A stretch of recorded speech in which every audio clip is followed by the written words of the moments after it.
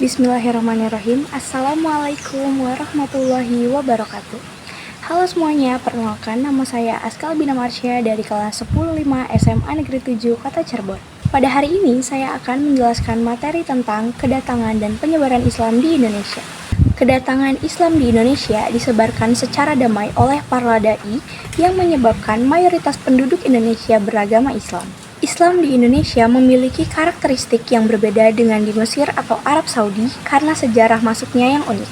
Agama Islam mudah diterima di Indonesia karena syaratnya yang mudah, mengucapkan 2 kalimat dan disebarkan secara damai melalui berbagai saluran Islamisasi. Ada beberapa teori mengenai kapan, siapa, dan di mana Islam pertama kali masuk ke Nusantara. Wilayah Nusantara yang luas dan posisi geografisnya di jalur perdagangan menyulitkan penentuan satu wilayah pertama penerima Islam. Menurut Ahmad Mansur Suryanegara, dalam buku Api Sejarah Jilid 1, terdapat beberapa teori utama. Yang pertama adalah teori Gujarat.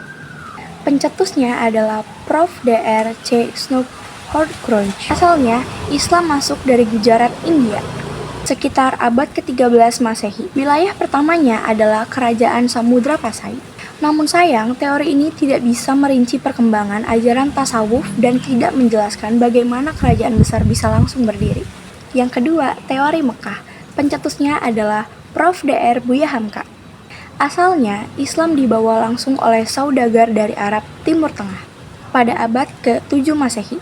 Buktinya adalah berita Cina dinasti Tang tentang adanya pemukiman saudagar Arab di pantai barat Sumatera. Selanjutnya ada teori Persia. Pencetusnya adalah Prof. Dr. Husain Jajadiningrat. Asalnya Islam masuk dari Persia dan bermazhab Syiah.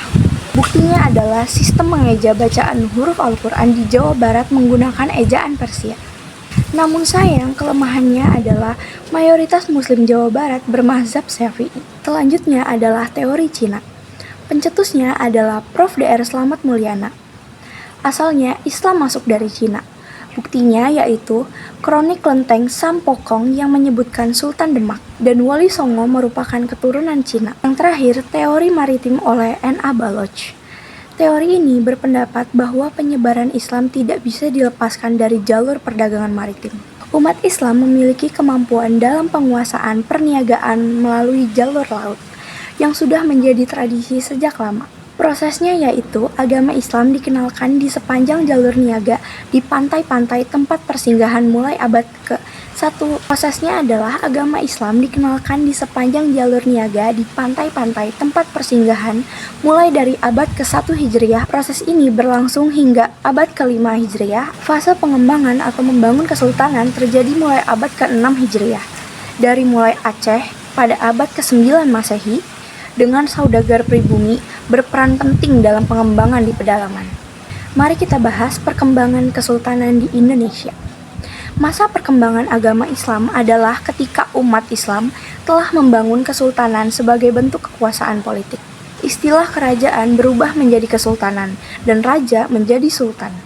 Contohnya adalah Kesultanan Samudra Pasai di Sumatera Utara abad ke-13 Masehi dan Kesultanan Leran di Gresik, Jawa Timur pada abad ke-11 Masehi. Motif raja memeluk Islam salah satunya adalah mempertahankan kekuasaan karena mayoritas rakyat sudah memeluk Islam terlebih dahulu. Rakyat berbondong-bondong masuk ke Islam karena syaratnya yang mudah dan Islam tidak mengenal sistem kasta, sehingga dianggap sebagai agama pembebas bagi rakyat jelata. Namun ada juga loh pengaruh globalnya. Tumbuhnya Kesultanan Islam di Indonesia terkait dengan dinamika politik di luar Indonesia, Khulafaur Rasyidin, Bani Umayyah, Bani Abbasiyah, Turki Utsmani, dan lain-lain, serta runtuhnya pengaruh Hindia-Buddha di India. Lalu, kita akan bahas perbedaan mazhab dan penolakan teori Gunjat.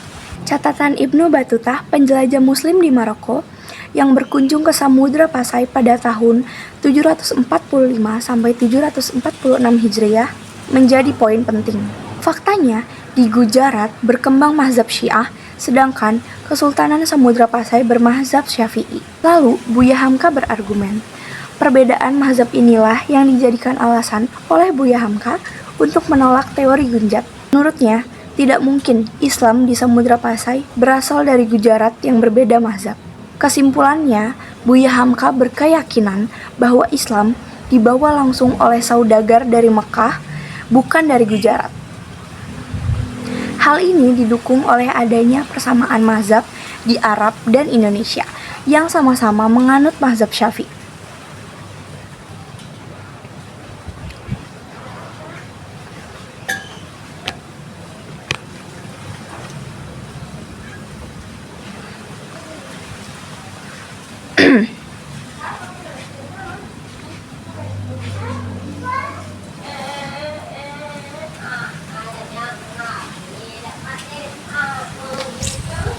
Para ulama penyebar ajaran Islam di Indonesia. Banyak nilai keteladanan yang dapat diambil dari para tokoh penyebar Islam di Indonesia. Banyak nilai keteladanan yang dapat diambil dari para tokoh penyebar Islam di Indonesia. Para ulama hidup sederhana dan bersahaja, meskipun hartanya melimpah, sesuai dengan perintah Allah dalam Quran Surat Al-Baqarah ayat 267. Para ulama menunjukkan sikap semangat dan pantang menyerah, meskipun menghadapi hambatan dan tantangan seperti lautan luas, hutan belantara, dan ancaman musuh. Para ulama berhasil melakukan penyesuaian ajaran Islam dengan tradisi lokal tanpa menghilangkan adat yang berlaku. Sekian materi dari saya, mohon maaf apabila ada salah kalimat atau salah informasi. Kurang lebihnya mohon maaf. Wassalamualaikum warahmatullahi wabarakatuh.